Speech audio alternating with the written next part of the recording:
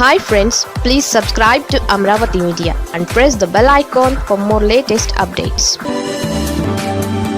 చంద్రబాబుకు సీన్ అర్థమైంది. అర్థం కానిది పవన్ లోకేష్కే. అధికారం శాశ్వతం కాదని తెలుసు.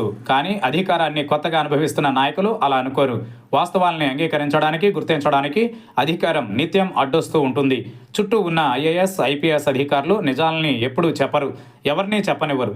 అబద్ధాల్లోని తీయదనమే నాయకులకు నచ్చుతుందని ఉన్నతాధికారులకు బాగా తెలుసు. పాలనలో అద్భుతాలు జరుగుతున్నాయని, ప్రజలంతా సుఖ సంతోషాలతో జీవిస్తున్నారనే మాయ మాటల్ని నిత్యం నూరిపోస్తూ ఉంటారు. అత్యున్నత హోదాలో ఉన్నోళ్ళు చెబితే ఎవరు మాత్రం నమ్మరు.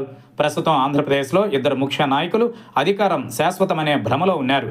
ఆ ఇద్దరు నాయకులు డిప్యూటీ సీఎం పవన్ కళ్యాణ్, విద్యా, ఐటీ శాఖల మంత్రి నారా లోకేష్. సుదీర్ఘ రాజకీయ పరిపాలన అనుభవం కలిగిన సీఎం చంద్రబాబు మాత్రం ఏదో తేడా కొడుతోందని గుర్తించారు. అయితే అధికారాన్ని నిలబెట్టుకోవడానికి ఏం చేస్తారనేది కాలం జవాబు చెప్పాల్సి ఉంది.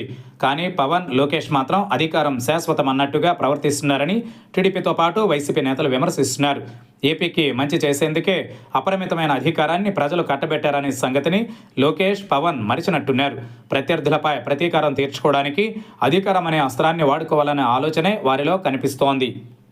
అందుకే లోకేష్ రెడ్ బుక్ విషయంలో ఏమాత్రం తగ్గడం లేదు. పవన్ కళ్యాణ్ వార్నింగ్స్ కూడా శృతి మించుతున్నాయి. రాజకీయంగా సమాధానం చెప్పాల్సిన వాటికి కూడా బెదిరింపులతో నోళ్లు మూయించాలని చూస్తున్నారు. అధికారం అనేది 5 ఏళ్ల పాలన కోసమే అనే స్పృహ ఉన్నోళ్లు హద్దులు దాటి మాట్లాడరు.